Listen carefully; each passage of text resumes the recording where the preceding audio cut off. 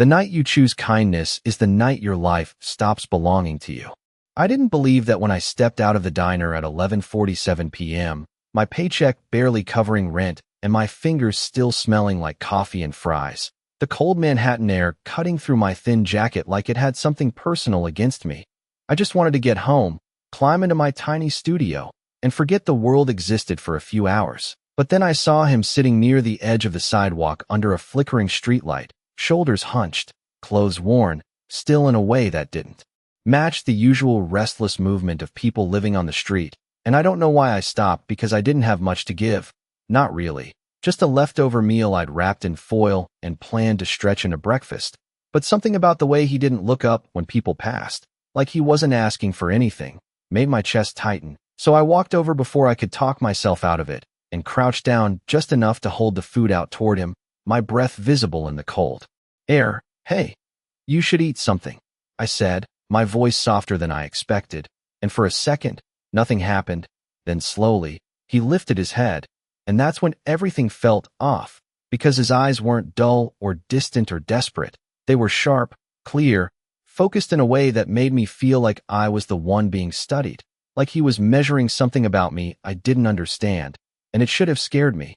Maybe it did, just a little, but I didn't pull my hand back. And after a pause that stretched too long, he reached out and took the food, his fingers brushing mine for half a second, warm despite the cold, steady, not shaking, not weak.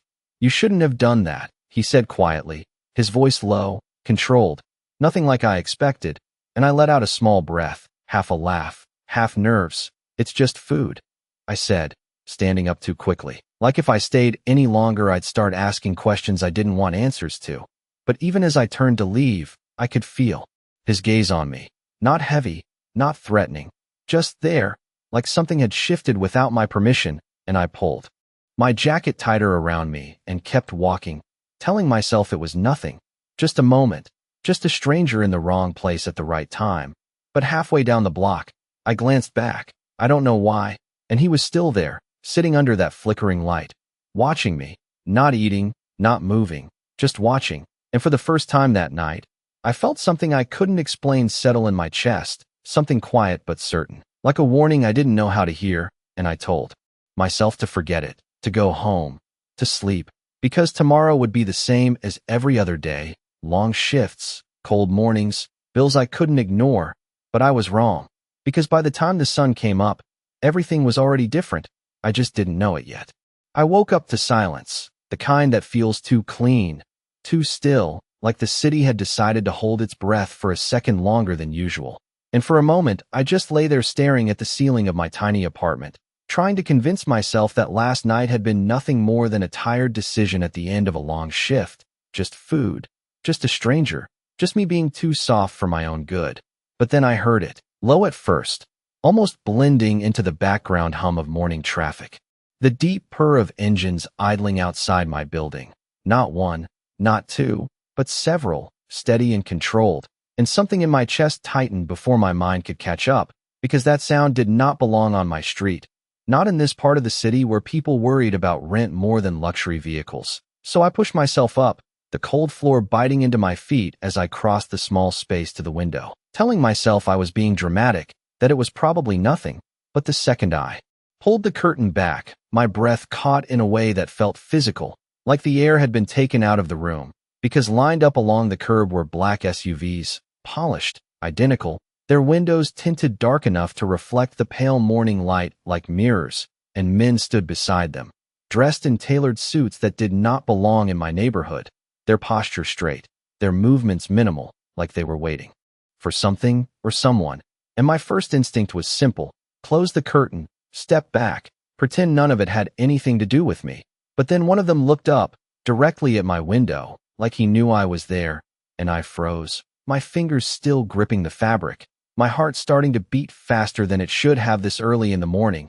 And before I could move, before I could think, one of the car doors opened, slow, deliberate, and he stepped out, the same man from last night. Except he was not the same at all. Gone were the worn clothes, the quiet stillness that had blended into the shadows, replaced by something sharp, controlled, undeniable, a dark tailored coat fitting him like it had been made for him, his posture straight, his presence commanding in a way that made the entire street feel smaller, like everything around him had to adjust, and my mind struggled to connect the two versions. The man who had taken food from my hand, and the one now standing, surrounded by power. But it was his eyes that made the truth settle in. The same eyes, clear, focused, locked onto my window like there was nowhere else he needed to be, and I stepped back without realizing it, my pulse loud in my ears, because people like him did not show up outside apartments like mine without a reason. And then my phone buzzed on the small table beside my bed, the sudden sound making me jump, my hand shaking slightly as I picked it up, an unknown number flashing across the screen. And for a second I considered ignoring it, pretending I was not here, pretending none of this was real. But something deeper, something quieter told me that would not change anything. So I answered, pressing the phone to my ear. Hello? My voice coming out softer than I intended. And there was a pause on the other end, just long enough to make my stomach tighten, before his voice came through, low, steady, unmistakable. Emily, he said, like he had always known my name, like it had always belonged to him to say, and my breath caught again, sharper this time, because I had never told him who I was. And he continued, calm, certain, we need to talk. And I closed my eyes for half a second, the weight of those words settling into something I could not yet define, because deep down, I already knew this was not a request, and whatever had started last night was not something I could walk away from this morning. My fingers tightened around the phone as I stood there in the middle of my apartment, barefoot, underdressed, completely unprepared for whatever this was, and I forced myself to speak again even though my throat felt dry. How do you know my name? I asked, trying to keep my voice steady, but there was a slight tremor I could not hide, and on the other end, he did not answer right away, just a quiet exhale, controlled, like everything about him was measured, because I make it my business to know things that matter, he said, and something about the way he said matter made my stomach drop, not threatening, not raised, just certain, and I glanced back toward the window without meaning to, like I needed proof that this was actually happening, that the line of black vehicles was still there, that he had not disappeared like some strange illusion from last night, and he had not. He was still standing exactly where I had seen him, looking up, waiting, like time did not move for him. Unless he allowed it to. I am not coming down, I said quickly, the words spilling out before I could rethink them, because distance felt like the only control I had left, and there was a pause, longer this time, not surprised, not offended, just considered. I did not ask you to, he replied, and that confused me enough that I frowned, my grip on the phone loosening slightly. Then why are you here? I asked, softer now, and I heard movement on his end, a faint shift of fabric, the subtle sound of a car door closing somewhere behind him. But his voice stayed steady, closer somehow, because last night, he said, you made a decision most people would not. And I let out a breath I did not realize I was holding, my mind flashing back to the cold sidewalk, the foil in my hands, the way his eyes had locked onto mine. It was just food, I said again, almost reflexively, like repeating it would make this simpler. Smaller, something I could step away from. But he did not let it stay that way. No, he said quietly. It was not. And there was something underneath those words, something I could not fully grasp yet, but it made my chest tighten all the same. You were being followed, he added, and I froze. The words hitting me in a way that did not feel dramatic or exaggerated, just wrong enough to shift everything slightly out of place. What are you talking about? I whispered, my eyes instinctively scanning my apartment like answers might be written somewhere on the walls. But everything looked the same. My small couch, the chipped table, the stack of unpaid bills. Nothing about my life suggested I was someone worth following. And yet the way he said it did not leave room for doubt. Not anymore, he continued, calm, deliberate. But you were. And my heart started beating faster again, not from fear exactly, but from the realization that I had stepped into something I did not understand, something bigger than a late-night decision and a stranger on the street. I do not want any part of this, I said, more firmly now, clinging to the words like they could draw a line between us, a boundary he would respect.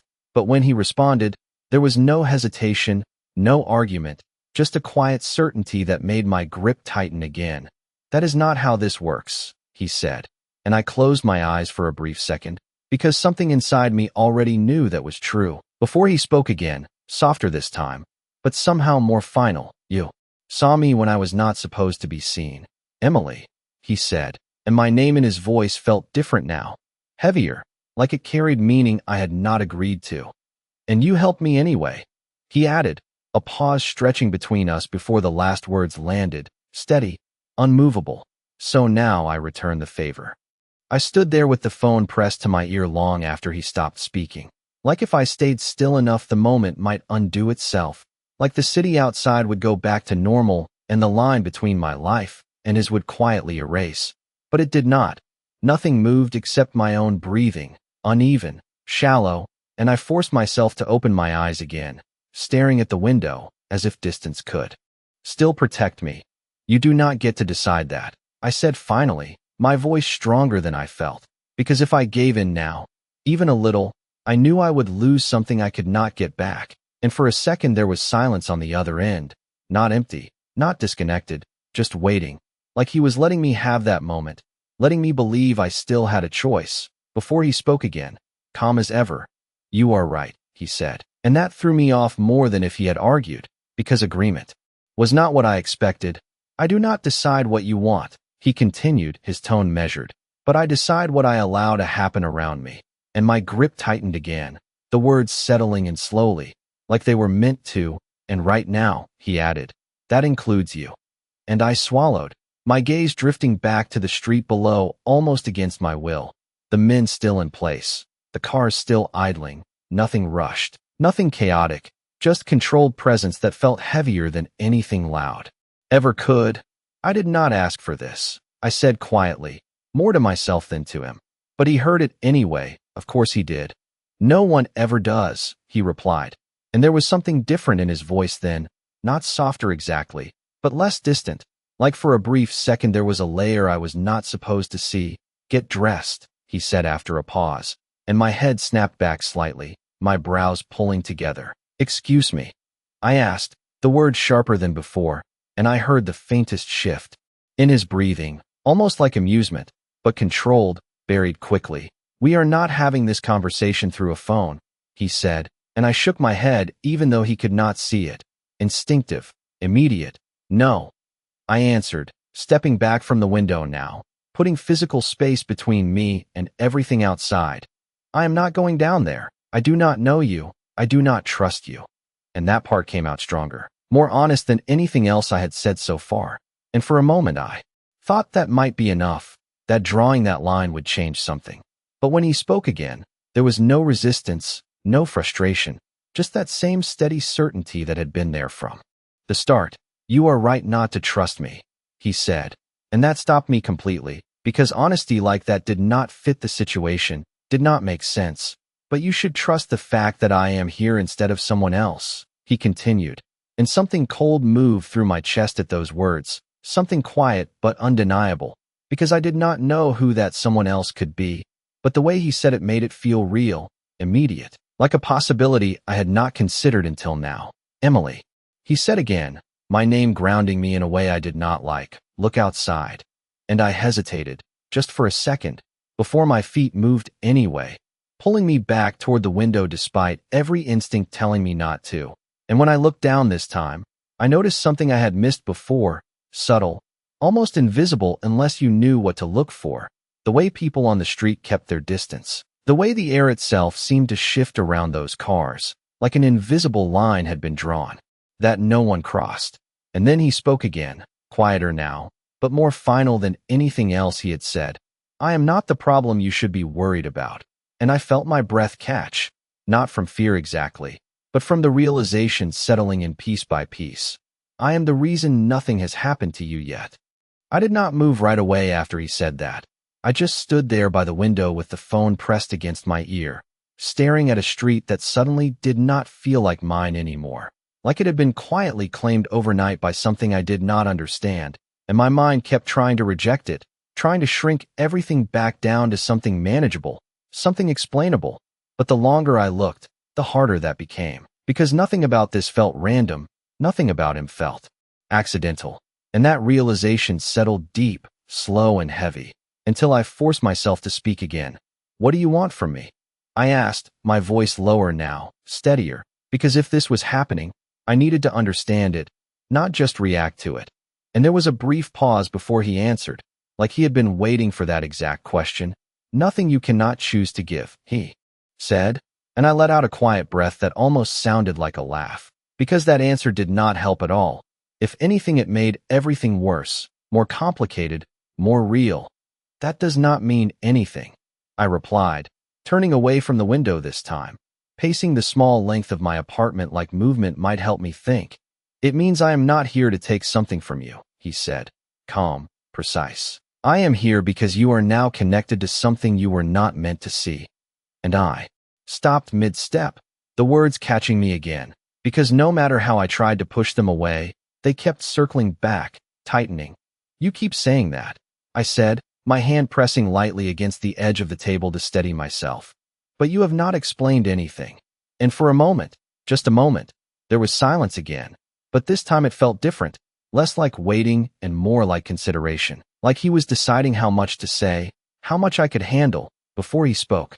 Slower now, each word deliberate. Last night was not chance, he said. I was there because I needed to be unseen.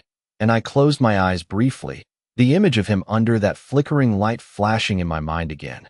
The stillness, the awareness I had not fully understood at the time. And you saw me anyway, he added, and I swallowed, because there was no denying that, no undoing it. People were looking for me, he continued, and something about the way he said people made it clear he was not talking about anything ordinary, not something I could report or ignore or pretend did not exist. Not anymore, he added, almost as an afterthought, because I handled it, and I did not ask what that meant. I did not want to know. I just stood there in the quiet of my apartment, feeling the weight of everything shift slightly, like I had stepped into a story that had already been in motion long before I arrived. So what happens now? I asked, softer this time, because resistance felt different now, less sharp, more uncertain, and when he answered, there was no hesitation at all. Now, he said, you let me make sure nothing from that night follows you. And I let out a slow breath, my gaze drifting back toward the window again, toward him, toward the line of cars that did not belong in my world. And if I say no? I asked, even though part of me already knew the answer.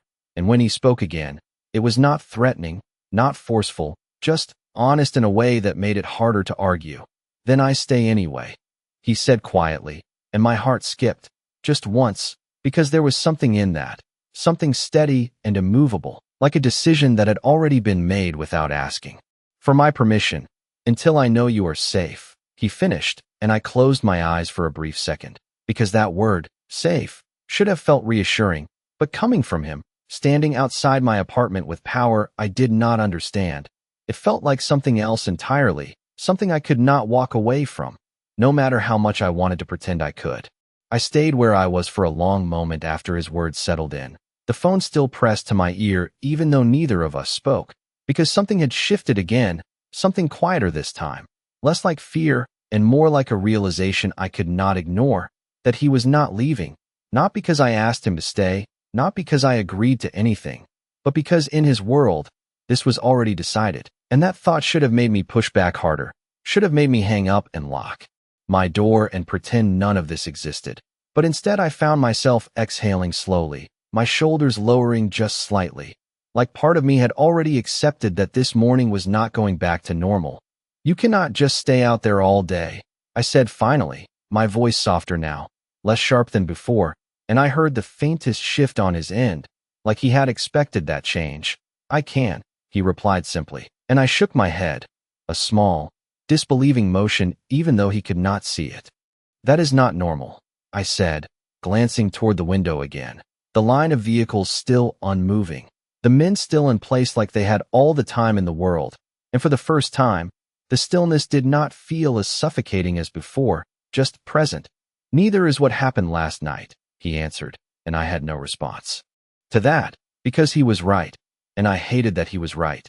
So instead I moved toward my small kitchen, more out of habit than intention, my fingers brushing against the cold countertop as I tried to think, to find something solid in all of this. If I come down, I said slowly, the words forming before I fully understood why I was saying them. This does not mean I agree to anything.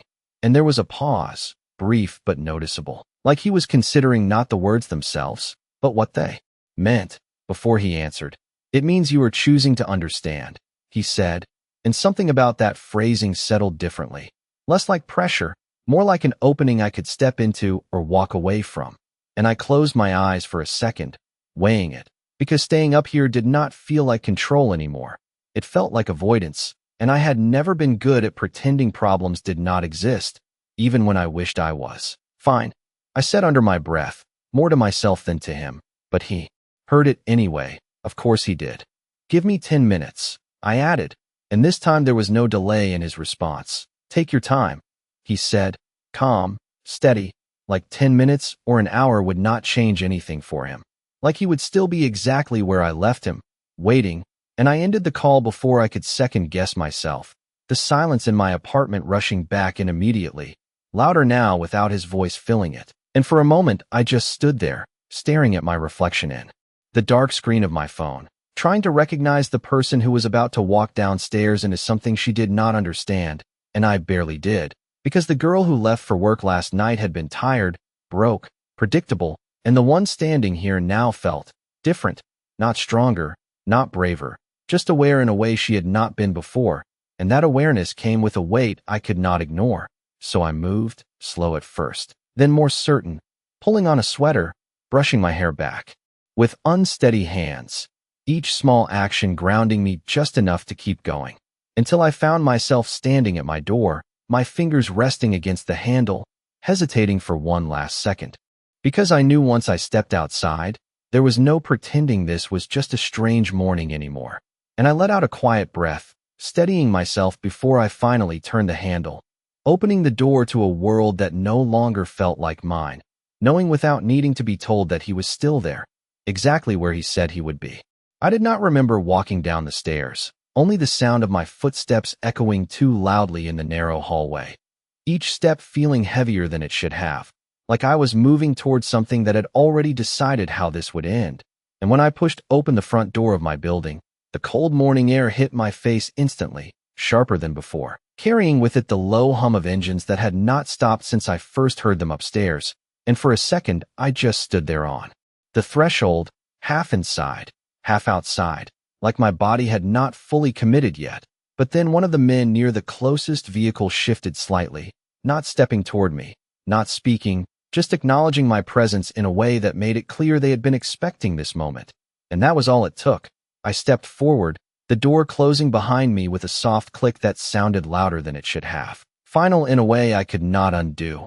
And the street felt different now that I was standing in it, quieter, like the usual background noise had been pushed back just enough to make room for something else, something controlled, deliberate, and my eyes moved automatically until they found him, standing exactly where he had been before, as if time had not touched him at all, Adrian Volkov, except now the name felt real, grounded in the way he held himself, the way everything around him seemed to adjust without needing direction. And as I walked toward him, each step slow, measured, I became aware of how out of place I must look in comparison. Just a girl in worn sneakers and a sweater that had seen better days, stepping into a world that clearly did not belong to her. And yet he did not look at me like I was out of place. He just watched, steady, focused, like this moment had always been part of the plan. And when I stopped a few feet away from him, close enough to see the details I had missed before, the clean lines of his coat, the precision in every movement, the quiet intensity in his eyes, it hit me all over again that this was the same man from last night, the same one who had sat under a broken streetlight and taken food from my hand without a word, and the contrast was almost too much to process. "You clean up well," I said before I could stop myself, the words slipping out as a defense more than anything else, something to break the tension, to remind myself I still had a voice in this. And for the briefest moment, something shifted in his expression, not a full smile, not even close, but a flicker of something that made him seem less distant, less untouchable. "So do you," he replied, his voice just as controlled as it had been on the phone, but closer now, real in a way that made it harder to ignore. And I folded my arms instinctively, not out of defiance exactly, but because I Needed something to hold on to, something familiar.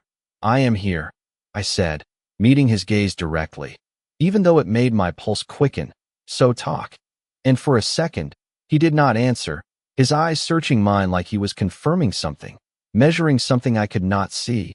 Before he nodded once, a small, decisive movement, and then he stepped slightly to the side, opening the space beside him just enough to reveal the back door of one of the black vehicles, already unlocked, already waiting, and my breath caught before I could stop it, my eyes flicking from the car back to him. The implication clear without him needing to say a word. You cannot be serious, I said, my voice dropping, tension threading through it again, because whatever this was, whatever conversation he wanted to have, I had not expected it to start like this. Not with an invitation that felt more like a step into something I could not see the end of. And when he finally spoke, his tone did not change. Not softer, not harder, just certain, like everything else about him. We cannot have this conversation here, he said, glancing briefly at the street around us before his gaze returned to mine, steady, unwavering. And you already know that.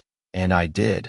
That was the problem. I did know, even if I did not want to admit it, because standing here in the open, surrounded by something I did not understand, pretending this was normal felt impossible.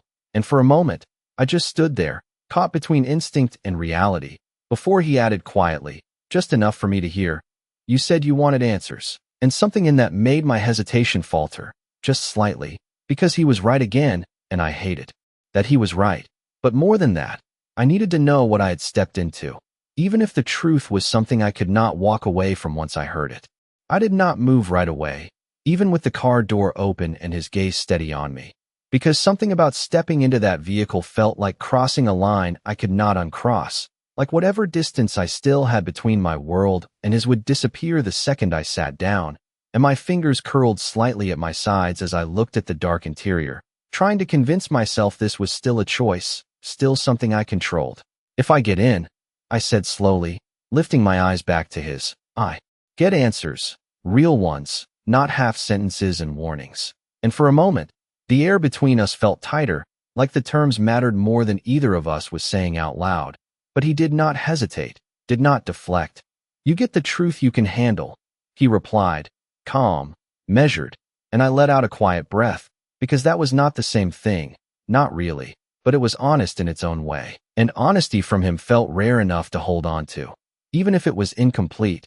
That is not reassuring, I said, but there was less resistance in my voice now, more awareness than anything else, and he tilted his head slightly, studying me again like he had done from the beginning. It is not meant to be, he said simply, and for some reason, that made something in me settle, not comfort, not trust, but clarity, like I finally understood the rules of this situation, even if I did not like them. And I glanced once more at the street, at the people passing by who pretended not to see, at the space that had formed around him without anyone acknowledging it. And I realized standing here arguing would not change anything.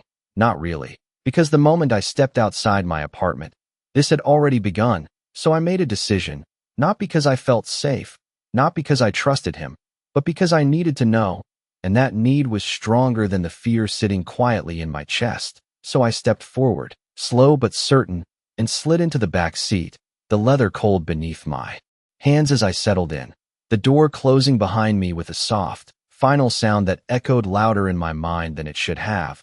And for a second, I just sat there, taking in the silence inside the car, different from the street, heavier, contained, like even sound behaved differently in his world. And then the door on the other side opened, and he got in, moving with the same controlled ease, sitting across from me instead of beside me, giving me space that felt intentional, calculated, and the car did not move right away. It just idled, like even the driver was waiting for something unspoken to finish. And I looked at him, really looked this time, at the man who had appeared in two completely different forms in less than 12 hours, trying to reconcile them into something that made sense. But it did not yet, start talking. I said, my voice quieter now, not because I was afraid, but because the space demanded it, like raising my voice would break something I did not understand. And he watched me for a second, like he was deciding where to begin, before he finally spoke, his tone steady, deliberate. Last night, he said, You were not the only one paying attention, and I felt my chest tighten slightly, because that was exactly what I had been trying not to think about. There were people watching that street, he continued, waiting for me to make a mistake, and I swallowed, my hands resting still in my lap as I listened, because this was it. This was the part one had chosen to step into. And when you walked up to me, he added, his eyes holding mine now, sharper than before, you changed the outcome of that night. And I frowned slightly, trying to understand what that meant, how something as simple as offering food could shift anything important in his world. But before I could ask, he continued, his voice dropping just enough to carry weight. They expected me to stay hidden, he said. But you gave them a reason to hesitate. And I felt my breath catch, just a little, because that was not something I had considered, not something I could have known. And he leaned back slightly, still watching me, still measuring my reaction, before adding quietly, and hesitation is the only reason I am sitting here now instead of somewhere else. And the way he said somewhere else made it clear he was not talking about distance, not in the way I understood it. And I held his gaze for a second longer, the realization settling in piece by piece, that whatever I had done last night had not been small, had not been insignificant, even if I had thought it was. And for the first time since this started, I felt something shift inside me, not fear, not exactly, but the weight of consequence, of being part of something without meaning to be. And before I could stop myself, the question slipped out, quiet but steady. So what happens to me now? And his expression did not change, not even slightly, as he answered. That depends, he said, on whether you let me keep you out of the rest of it. I held his gaze after he said that, the quiet inside the car stretching just long enough to make the weight of his words settle deeper than I expected. Because this was not just about last night anymore, not just about a mistake or a coincidence I could walk away from. This was about choices, about consequences that had already started moving before I even understood them. And I felt my fingers tighten slightly in my lap as I tried to process it. Keep me out of it, I repeated slowly, like saying it out loud might make it clearer, but it did not. It only made the question sharper, more real. You talk like I have already stepped into something I cannot leave.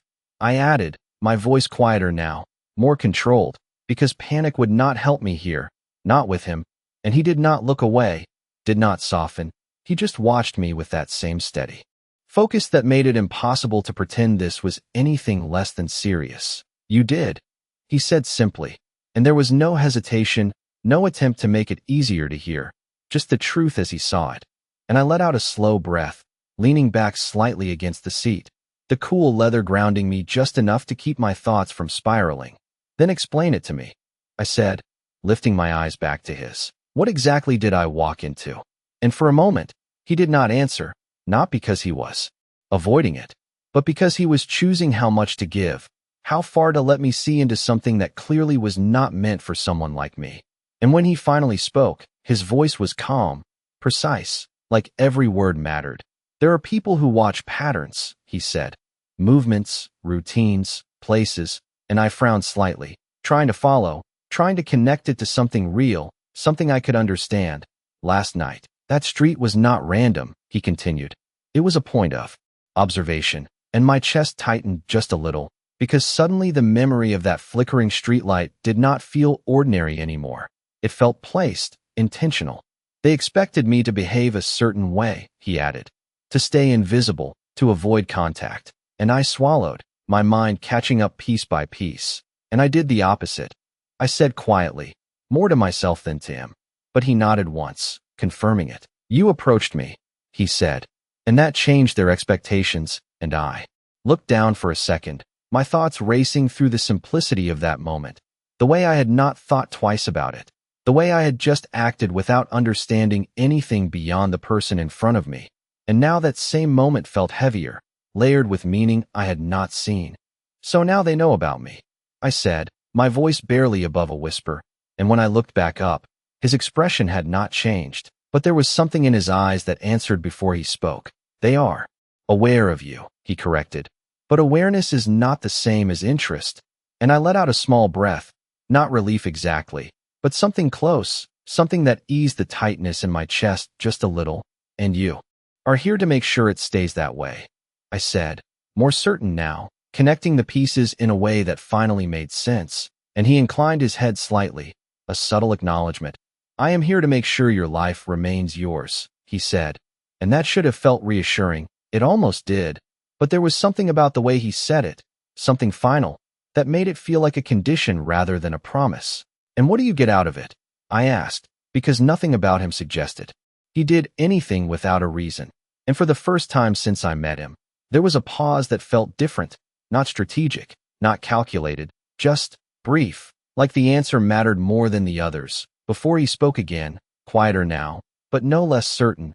"Balance," he said, and I blinked, caught off guard by that word, because it sounded too simple for everything surrounding it. "You gave me something unexpected," he continued, his gaze holding mine, steady, unflinching, "and I do not ignore that."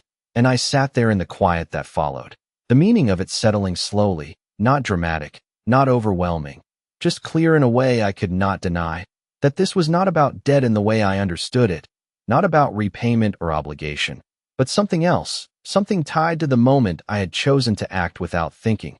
And as the car finally began to move, smooth and controlled beneath us, I realized something that I could not unsee, that my life had not changed because I met him. It had changed because I had chosen to care, and now I was sitting across from a man who did not forget that kind of choice, no matter how small it seemed at the time.